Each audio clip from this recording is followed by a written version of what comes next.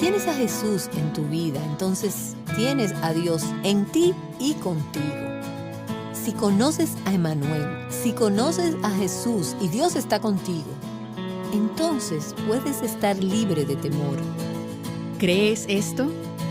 Tú puedes tener el valor para dar el paso de fe, de obedecer a Dios y cumplir su llamado y su misión para tu vida. Es Emmanuel, Dios con nosotros, que nos permite hacer lo que Él nos ha llamado a hacer, porque Dios está con nosotros.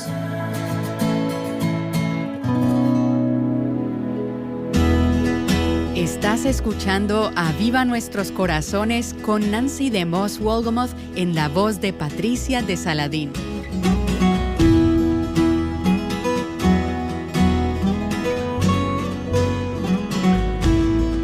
El nombre Jesús tiene mucho significado. Este nos revela por qué el Hijo de Dios vino al mundo. Y escuchamos acerca de esto ayer. Hoy Nancy nos guiará en el estudio de otro nombre, uno que nos habla de su presencia con aquellos que Él ha redimido. Este lo encontramos en Isaías capítulo 7 y es el nombre Emmanuel. Ese nombre de Jesús, Emmanuel, viene de dos palabras hebreas: Dios con nosotros. Jesús es el Dios con nosotros. Y como un dato interesante, cuando empecé a estudiar este título de Jesús, me di cuenta de que no hay mucho de Él en la Escritura. El nombre solo aparece una vez en el Nuevo Testamento y en dos pasajes del Antiguo Testamento que vamos a ver en el día de hoy. Pero es un tema que se mantiene durante toda la Escritura, y espero que este nombre tome un nuevo significado para todas nosotras al contemplar lo que significa conocer a Jesús como Emmanuel. Ahora quiero comenzar con la referencia del Nuevo Testamento de este nombre que se encuentra en el Evangelio de Mateo en el capítulo 1.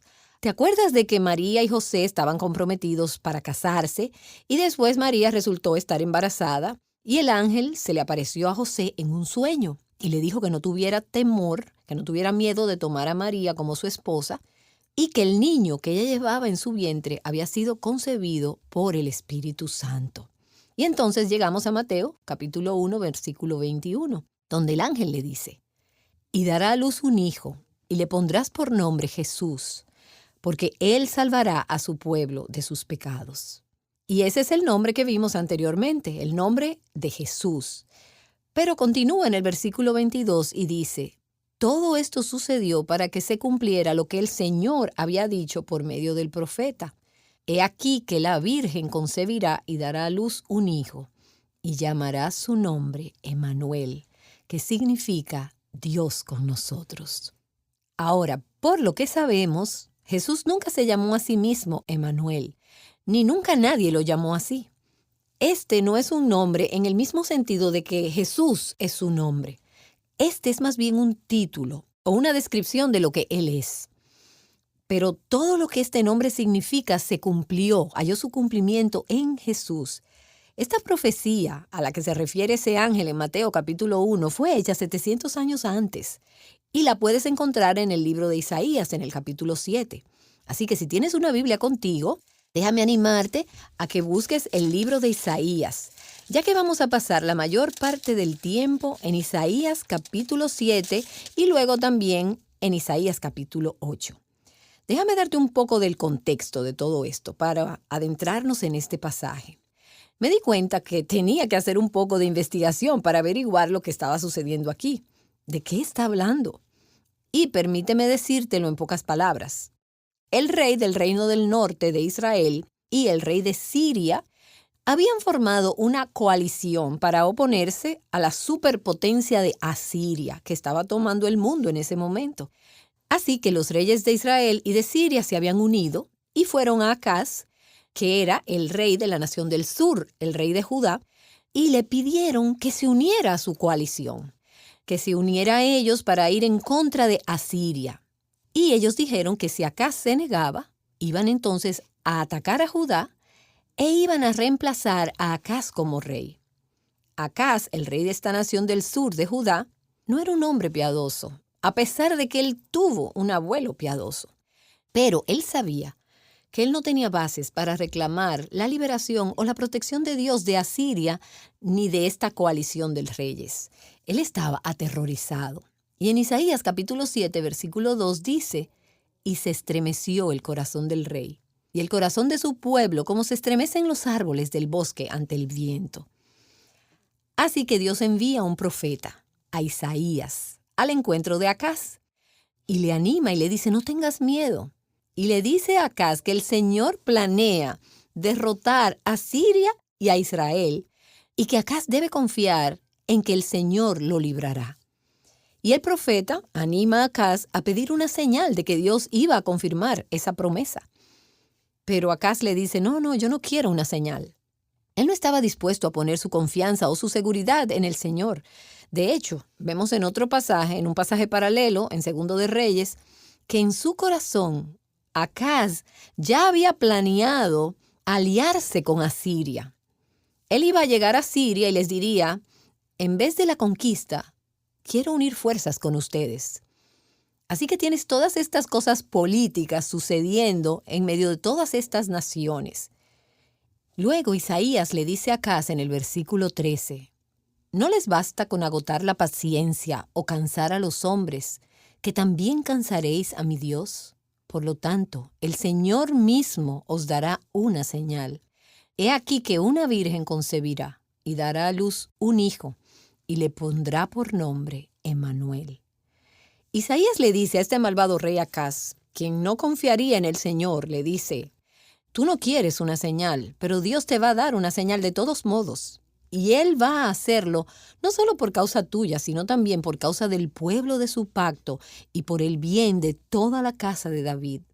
Y le dijo a Acaz que una joven, una virgen, iba a concebir y iba a dar a luz un hijo. Entonces verás en los versículos 15 y 16 que mientras este niño era todavía joven, los dos países a los cuales Acaz les tenía miedo mortal, a Israel y a Siria, ellos serían eliminados como una amenaza. De hecho, unos años después de esta profecía, Asiria barrió y derrotó a Siria, la única nación de la que Acaz tenía miedo, y a los 12 años de esta profecía, Israel cayó ante Asiria. Así que la profecía se hizo realidad en los días de Acaz. Ahora, hay una gran cantidad de opiniones diferentes e interpretaciones entre los comentaristas acerca de quién era esta mujer que iba a dar a luz un hijo, a este hijo llamado Emmanuel. Y esta es a la conclusión que he llegado. No lo sabemos. No podemos saber con seguridad, porque hay un montón de ideas diferentes acerca de quién pudo haber sido. Pero sí sabemos que este niño iba a ser una señal de que Dios estaba con su pueblo y que sería la presencia de Dios la que traería alivio y liberación. Esa fue una promesa de que la nación de Judá, a pesar de que tenía este rey malvado, y la mayoría de las personas en esta nación tenían un corazón también malvado, la nación de Judá y la línea real de David no se iban a extinguir, sin importar cuántos reyes y naciones amenazantes hubiera a su alrededor, sino que ellos, de hecho, iban a tener un futuro glorioso, a pesar de que las cosas se vieran muy mal en ese momento. Pero aquí está el punto clave para nosotros, para nosotras saber. Esta fue una señal no solo para Acaz y para aquellos que vivieron en los días de Isaías, sino que el Emmanuel que nacería ese día estaba destinado a ser un tipo, una señal para nosotras. Era un tipo que se cumpliría 700 años más tarde, cuando otro niño, llamado Emmanuel, nacería de una virgen en Belén. Y así es como esa profecía de Isaías, el capítulo 7, versículo 14, esa profecía sobre Emmanuel es de hecho una profecía mesiánica. Y tú dirás, bueno, pero ¿y cómo sabemos eso? Bueno, lo sabemos porque en Mateo capítulo 1, que leímos al principio de esta sesión, el ángel dice que este niño que va a nacer de María es un cumplimiento de la profecía de Isaías. Así que en el Nuevo Testamento nos dice de lo que Isaías estaba hablando, que el niño que María tendría en Belén era el niño profetizado antes en Isaías 7:14. Emmanuel, Dios con nosotros. Ahora, hay una serie de implicaciones de este título que se le dio al bebé llamado Emmanuel. Primero sabemos que este bebé nacido en Belén era Dios. Jesús es Dios. Él es Dios con nosotros. Este es Dios que vino a la tierra en carne humana. Y eso es lo que celebramos en la encarnación de Jesús, que Él vino a la tierra. Dios vino a la tierra en forma de este bebé llamado Jesús. Juan capítulo 1 lo dice de esta manera. En el principio era el Verbo, y el Verbo era con Dios, y el Verbo era Dios. Y el Verbo se hizo carne, y gloria a Dios por eso, y habitó entre nosotros. Y así tenemos un Dios que no está de ninguna manera lejos, que no es una deidad distante, sino un Dios que está con nosotros donde estemos. Un Dios que vino a compartir las experiencias de nuestras vidas y de nuestra humanidad. Y esta promesa, yo estoy con vosotros, esta promesa que Dios nos da, yo estaré con ustedes, es una promesa que se encuentra a todo lo largo de la palabra de Dios. De hecho, en estos últimos meses, como he estado leyendo a través de toda la Biblia de nuevo, he estado tomando notas y llevando una lista de todos los pasajes donde aparece esta promesa. Yo estoy con ustedes. Yo estaré con ustedes.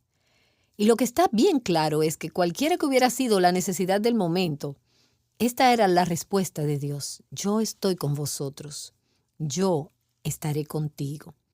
Permítanme darles algunos ejemplos. En Génesis capítulo 26, leemos cómo Isaac se movía de un lado a otro, tratando de mantener a su familia en medio de una hambruna y de contiendas sobre los derechos del agua y de los pozos. Y vemos a continuación en el versículo 24 de Génesis capítulo 26, que dice, el Señor se le apareció y le dijo, yo soy el Dios de tu padre Abraham. No temas porque yo estoy contigo y te bendeciré. Y luego vemos que el hijo de Isaac, Jacob, manipuló y engañó para obtener la primogenitura de su hermano y obtener la bendición de su padre. Y en Génesis capítulo 28 vemos que Jacob huye de su hermano, enemistado, porque teme por su vida. Y Dios se aparece a Jacob en un sueño y le dice, he aquí yo estoy contigo y te guardaré por donde quiera que vayas y te traeré de vuelta a esta tierra. Éxodo capítulo 3. Moisés le dijo a Dios, ¿quién soy yo para que vaya a Faraón y saque a los hijos de Israel de Egipto? Y Dios dice, yo estaré contigo. Esa es la promesa, una y otra vez. Moisés le dice a los israelitas, mientras ellos se están preparando para estar en esa tierra prometida, el Señor estará contigo. Él no te dejará ni te desamparará. No temas ni desmayes. Lo que sea que estés pasando, cualesquiera que sean tus temores, sean cuales sean tus circunstancias, no tengas miedo. Dios está contigo, Dios estará contigo. Dios va contigo. Dios le dijo a Josué, en Josué capítulo 1, así como estuve con Moisés, en Josué capítulo 1, así estaré contigo. No te dejaré ni te abandonaré. Sé fuerte y valiente, no te asustes y no desmayes, porque Jehová tu Dios estará contigo en donde quiera que vayas. Jueces, capítulo 6. ¿Te acuerdas de Gedeón, que se sentía totalmente incapaz e inadecuado para ir en contra de las fuerzas de Madián? El Señor le dijo, tú derrotarás a los madianitas como si fueran un solo hombre, porque yo estaré contigo. Y entonces Dios le dice a Jeremías también, pelearán contra ti, pero no te podrán vencer, porque yo estoy contigo para salvarte y librarte, dice el Señor. Dios con nosotros, esa es nuestra mayor necesidad. En cada circunstancia, en cada situación en la vida, saber que Dios está con nosotros. Y aquí está la buena noticia del Evangelio, que Jesús es Emmanuel, Dios con nosotros. Como Dios estuvo con su pueblo en el Antiguo Testamento, Abraham, Isaac, Jacob, Moisés, Josué, Gedeón, Jeremías, así Dios está con aquellos que conocen y confían en Jesús. Entonces, ¿qué diferencia hace eso en tu vida y en la mía, aquí, hoy, en tus circunstancias o en las mías? Bueno, si conocemos a Jesús como Emmanuel, eso hace toda la diferencia del mundo. Si tienes a Jesús, Emmanuel, Dios está contigo. Eso significa que si tú vives en un pequeño apartamento, la presencia de Emmanuel transforma ese pequeño espacio en un palacio porque Jesús está contigo. Dios está contigo. Emmanuel, Dios con nosotros transforma momentos ordinarios y tareas cotidianas en oportunidades para que la gloria de Dios se manifieste. Y algunas de ustedes quizás están pensando, me gustaría poder tener el tipo de ministerio que ella tiene. Deseo ser realmente usada por Dios. Escúchame, si tú estás criando 3 niños en casa, si Dios está contigo, si Jesús es tu Emmanuel, entonces lo que estás haciendo en tu lugar de trabajo, en el hogar, en la iglesia, en tus relaciones, esa es una oportunidad para que la gloria de Dios se manifieste. En cada situación, en cada etapa de la vida, en cada circunstancia, en cada conversación que tienes, en cada reunión de creyentes, Dios está con nosotros. Y eso lo afecta todo. En ese ambiente de trabajo profano donde tú eres la única creyente, Dios está contigo. Cuando estás viendo Facebook, cuando estás navegando por Internet, Dios está contigo. Es Emmanuel. Cuando tus deudas son mayores que tus ingresos, Dios está contigo. Cuando estás despierta en el medio de la noche alimentando a un recién nacido o cuidando a un niño enfermo, Emmanuel, Dios está contigo. Cuando estás de pie junto a la tumba de ese ser querido, si conoces a Emmanuel, Dios está contigo. Cuando te sientes totalmente inadecuada, incompetente para hacer lo que Él te ha llamado a hacer, si conoces a Jesús como Emmanuel, Dios está contigo.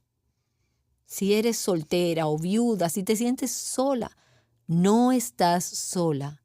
Dios está contigo. Cuando tienes miedo de lo que te podría suceder, Dios está contigo.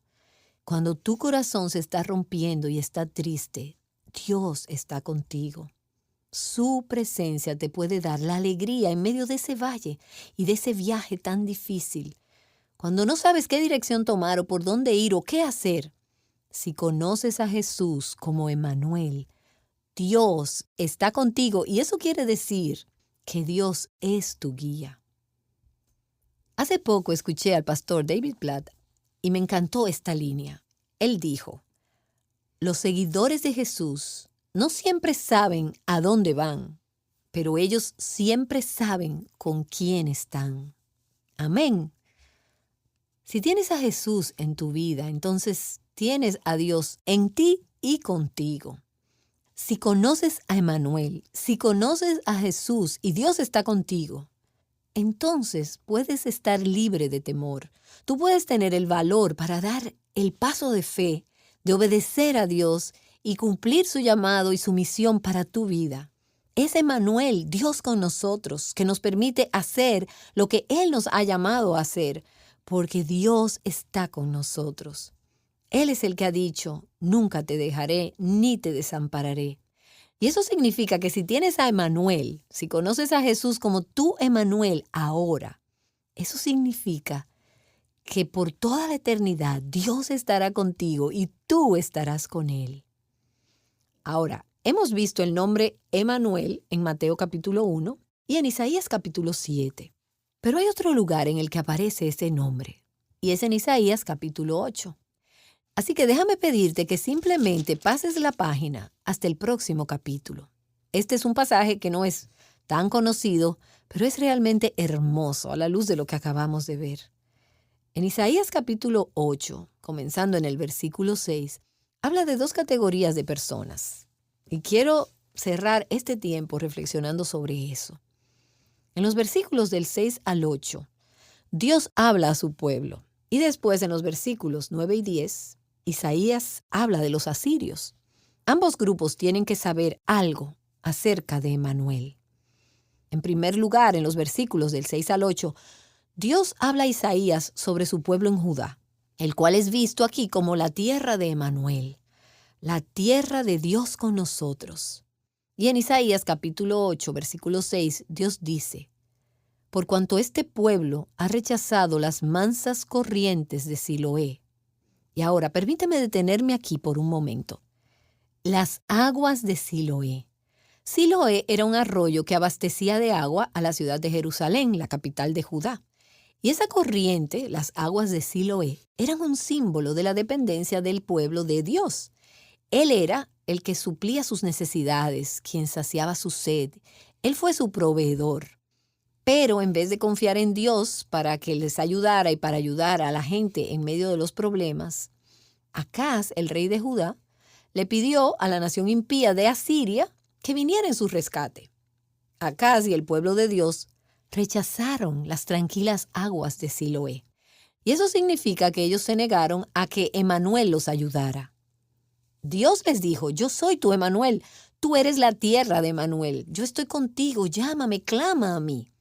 Pero ellos dijeron: no, tú no eres suficiente, no creemos que tú puedas ayudarnos. Y ellos rechazaron las tranquilas aguas, la provisión de Siloé, la provisión de Emanuel. Y así Dios dice: porque este pueblo ha rehusado las aguas de Siloé que fluyen mansamente, por lo tanto, versículo 7, el Señor va a traer sobre ellos las aguas impetuosas y abundantes del Éufrates.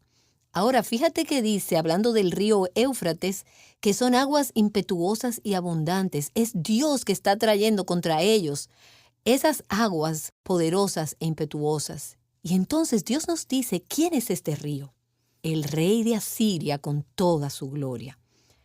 Dios estaba diciendo que la nación de Asiria, a los que acá se había vuelto en busca de ayuda, que Asiria sería como el gran río Éufrates, con un rugido poderoso, como un río caudaloso que desbordaría sus riberas y devoraría a la nación de Judá, que saldrá de todos sus cauces y pasará sobre todas sus riberas, versículo 8, fluirá con ímpetu en Judá, inundará y seguirá adelante, hasta el cuello llegará, y la extensión de sus alas extendidas llenará la anchura de tu tierra, oh Emmanuel. Esta es la tierra de Emanuel, la tierra de Dios con nosotros. Pero ellos rechazaron las aguas mansas que fluyen de Siloé. Ellos rechazaron la ayuda de Emanuel y en lugar de ello dijeron: vamos a volvernos a Asiria por ayuda. Y Dios les dijo: ¿quieres ayuda de Asiria? Te diré lo que va a suceder. Asiria será como la gran corriente del río Éufrates que barre a su paso y que vendrá sobre ustedes y desbordará y los inundará y los destruirá. Y este es el punto para el pueblo de Dios. Si nos negamos a mirar a Emanuel, a las mansas aguas de Siloé, para que sean nuestra fortaleza, nuestra ayuda, nuestra defensa, nuestra provisión, entonces, en última instancia, vamos a ser absorbidas por las fuerzas impías en las que hayamos puesto nuestra confianza. Si tú buscas ayuda en el mundo finalmente te tragará.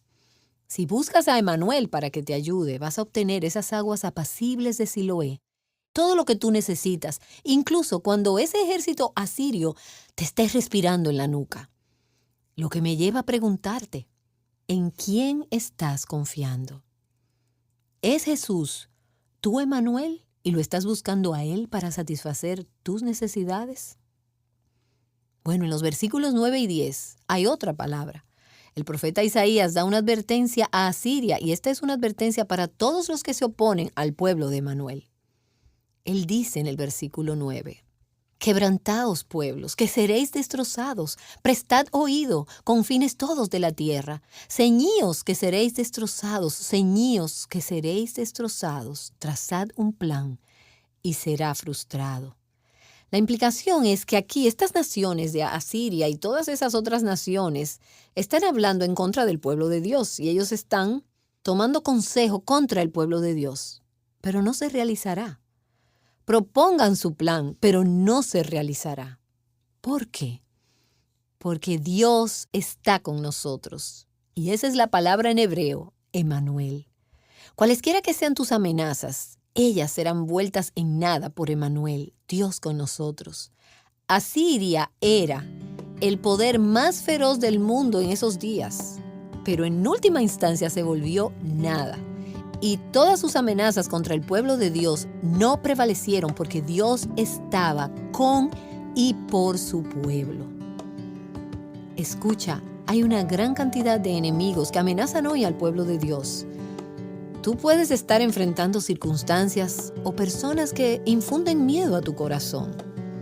El consejo de la palabra de Dios hoy es: no tengas miedo, no desmayes, ten buen ánimo. Recuerda que Dios está contigo.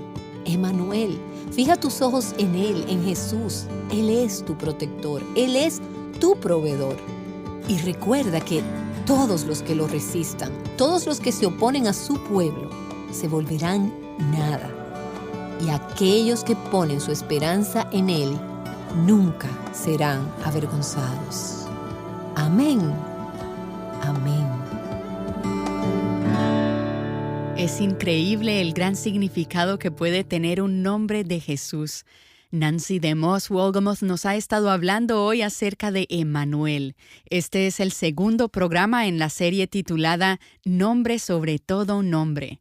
A lo largo de esta serie estaremos profundizando en algunos nombres de Jesús que encontramos en el libro de Isaías, que es el libro que estamos leyendo actualmente en nuestro reto Mujer Verdadera 365. Recuerda que la lectura para hoy son los capítulos 16 al 20. En ocasiones nos confundimos y no sabemos dónde buscar consejo. En esos momentos no podemos olvidar que en Jesús tenemos el mejor consejero que podremos encontrar. Él siempre da un consejo sabio, bueno, correcto, que se adapta a nuestra situación particular, a nuestra necesidad y momento específico. Él no va a dar el mismo consejo en una circunstancia, en un momento específico, y a otra, en otra circunstancia, en su momento específico. Él va a dar el consejo que es necesario para cada situación. Y su consejo siempre será consistente con su palabra. Y allí es donde puedes obtener su consejo, en su palabra. Pero Él sabe exactamente lo que necesitas. Él sabe dar gracia y sabe dar el consejo hecho a la medida para cada situación. Porque Él tiene toda la sabiduría. Él es Dios, Él lo sabe todo. Él sabe si necesitamos ánimo, o reprensión, o reproche, o instrucción práctica. Todo esto lo hace a Él una maravilla de consejero.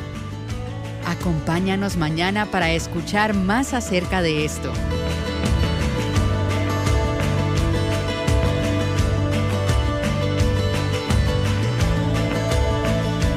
Viviendo juntas la belleza del Evangelio, Aviva Nuestros Corazones es un ministerio de alcance de Revive Our Hearts.